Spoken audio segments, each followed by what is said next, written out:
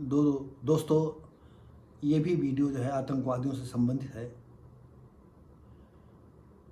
जबकि अंधाधुंध बस पर गोलियां चल रही थी तो उसमें दंपति कैसे बच गए और उन्होंने जो अपना स्टेटमेंट दिया वो बताने के लिए उनके शब्दों को अपने शब्दों में पिरोते हुए ये वीडियो लाया हूँ। रविवार को रियासी में आतंकवादियों ने श्रद्धालुओं से भरी बस में अंधाधुंध गोलियां बरसा दी। अचानक हुए आतंकी हमले में दंपति बार बार बच गए। घटना की सूचना पर गांव बीघापुर बरुआ पहुंचने पर गांव में मौजूद उनके चाचा के बेटे आलोक मिश्रा व चाची परेशान हो गए। फोन पर बनारस से जानकारी ली। चचेरे भाई आलोक मिश्रा ने बताया कि घटना में अतुल व उनकी पत्नी नेहा बाल बाल बचे हैं। 2-3 दिन बाद वो बनारस जाएंगे क्योंकि वो सभी लोग यहीं उन्नाव जिले के बीघापुर के पास जो गांव था वहां आ चुके थे। अतुल का परिवार लगभग 50 वर्ष से बनारस में रह रहा है। अतुल अकाउंटेंट का काम करते हैं। समय बड़ा बलवान। आतंकियों की गोलियां भी अतुल व नेहा दंपति को छू नहीं पाई। दोस्तों, साथियों, ये बड़ी खुशी की बात है कि हमारे ज़िले के रहने वाले जो बनारस में 50 साल से सेटल हैं, उन नए दंपति शिव खोड़ी गए हुए थे, शिव के दर्शन करने गए थे और उसी श्रद्धालु बस पर आतंकवादियों ने अंधाधुंध गोलियां बरसा दी। और कैसे ड्राइवर को गोली लगी और गोली लगने से ड्राइवर तो बदहवास हुआ और अनियंत्रित होकर बस बगल रोड के किनारे जो बड़ी बड़ी खाई होती उसमें जा गिरी। उनमें कैसे बेचारे बचे होंगे, ये बहुत सोचने की बात है। और हम अपने वीडियो और आप सभी लोगों की तरफ से उन दंपति को शुभकामनाएं देते हैं और लंबी उम्र की कामना करते हैं। इसके साथ ही सभी से कहना चाहेंगे कि हम अपने अगल बगल भी देखें, आतंकवादी विचारधारा के मुसलमान पनप रहे हैं। यह आपको तीसरे आंख से देखने की जरूरत है। जैसे थोड़ी सी एक मिसाल, अगर कोई गोश्त खाता है और उसका मुसलमान दोस्त है और उसको बुलाए कि आज भाई शाम को डिनर पर आइए या लंच पर आइए, और उसी सामने वो मुर्गा काटे या बकरा काटे, तो वो बकरा और मुर्गा नहीं खाएगा। क्यों? कि वो लोग हलाल करके खाते हैं। यहाँ उनका दोस्ती, उनका ईमान, उनका धर्म, ये सब आड़े आ जाएगा। यहाँ दोस्ती कोई मायने नहीं रखता। और हिंदू लोग धर्म बारे पर उनके थोड़ा सा भूल गए। उनके लिए धर्म कोई महत्व नहीं है, दोस्ती पहले है। हम दोस्त के लिए सब कुछ जान लुटा देंगे। ये आज भी है, आज भी वो करते हैं। लेकिन आप मुसलमानों से दोस्ती करने के पहले इस बात को 100 बार मेरी बात को याद रखिए। बातचीत में कभी कभी बड़े प्यार स्नेह से आतंकवादियों के विषय में बात करें, मदरसों की बात करें, हलाला की बात करें, 3 तलाक की बात करें। धीरे धीरे करते रहोगे, एक दिन वो खुल करके बोलने लगेगा। अगर आप समझो वो खुल करके दबे जबान से भी आपका विरोध करता है या इनके पक्ष में खड़ा होता है, तो आप समझ लीजिए ये आतंकवादी है।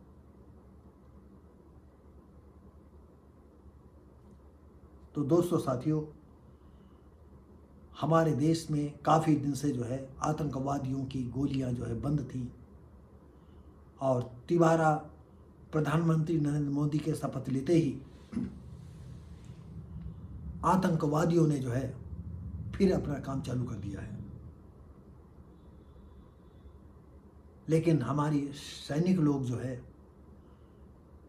सर्च अभियान में लगे हैं, खोजी कुत्ते लगे हुए हैं और हेलीकॉप्टरों से भी जो है सर्च अभियान चल रहा है, रात दिन अभियान चल रहा है। और हम जिन लोगों को आतंकवादी ये मिलते हैं अगर हाथ में लग जाए तो इनको वो मौत दीजिए कि इनकी आने वाली संतानें जो है एक बार जरूर सोचें।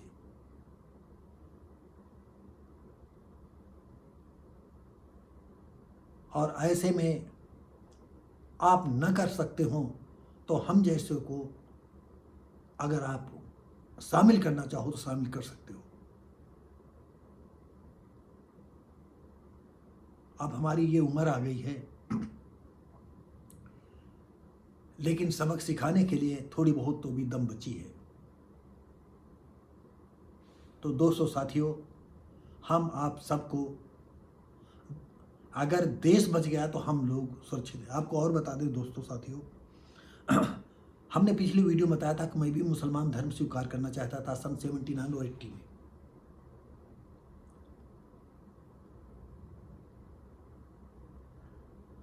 लेकिन तब तक हमने जो है, मैं अनवार अहमद के यहाँ बैठता था, वो स्वास्थ्य मंत्री भी रह चुके हैं, MLC भी रह चुके हैं, सपा के जिला अध्यक्ष भी रह चुके हैं और उस समय वो कांग्रेस के आसपास थे। चौधरी चरण सिंह के ज़माने से जो है वो स्वास्थ्य मंत्री रहे थे।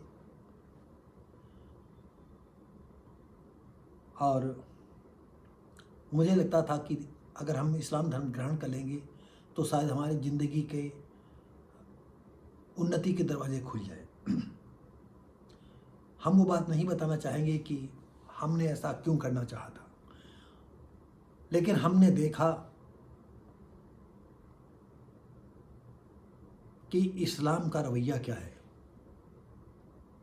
जैसे हमने पिछली वीडियो में बताया है कि दूसरे की जर जमीन जोरू पर कब्जा करना, ये सफ़ेदपोश भी कर रहे हैं। और फिर कुछ ऐसी स्थितियां आ गई कि मैंने अचानक ही अनवार अहमद का साथ छोड़ दिया। और ये बात हमने 50 जगह तब से ये बात उनके चमचों से भी कही थी कि उन्नाव के अंदर अगर कोई कट्टर मुस्लिम है तो अनवार अहमद है।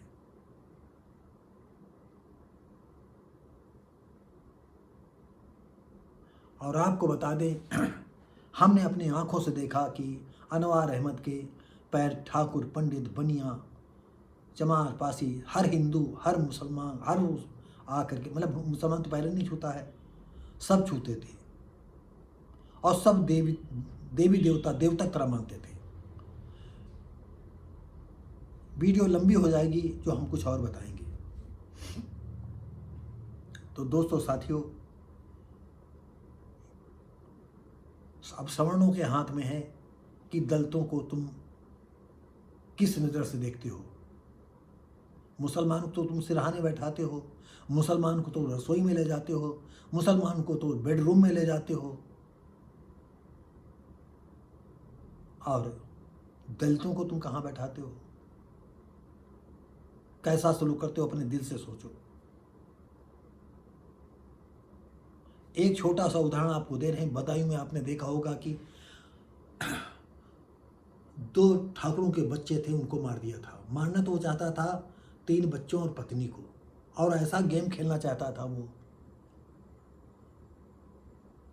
क्योंकि उसका जो घर का मुखिया था वो बाहर काम करता था और मुखिया का भला भी बना रहता और उस बिल्डिंग पर भी कब्जा कर लेता, सारी संपत्ति, धन संपत्ति पर कब्जा कर लेता।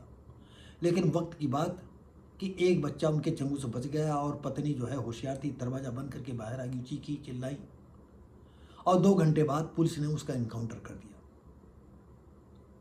और उसके आँख खोलने वाली बात है ये सारे सनातनियों को, सारे हिंदू समाज की।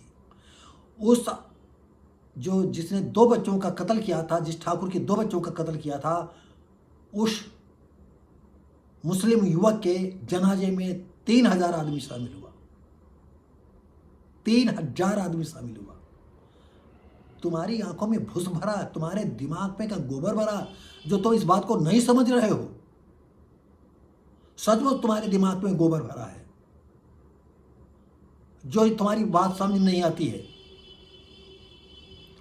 और बदायूं का एक किस्सा है, अगर बदायूं में 3,000 आदमी अस्त्र शस्त्र लेकर के, चाकू बल्लम कांटा लेकर के अगर फैल जाता, तो हम उसके 5-6 घंटे में बदायूं को एक एक हिंदू और दूसरे गैर मुस्लिम को काट करके बहा देते। तो चर्बी न सवार हो सनातनी हो, जागो, नहीं तुम्हारी औलादें जो है भुगतेंगी। और सरकार से मैं चाहूँगा, नरेंद्र मोदी से, कि जो 2 बच्चों पर आप परिवार नियोजन लागू अनिवार्य करना चाहते हो, यह आपका जो है बहुत बड़ी भूल है। आप नहीं लगता है कि आप जो है इस देश के पीएम बनने के लायक हो।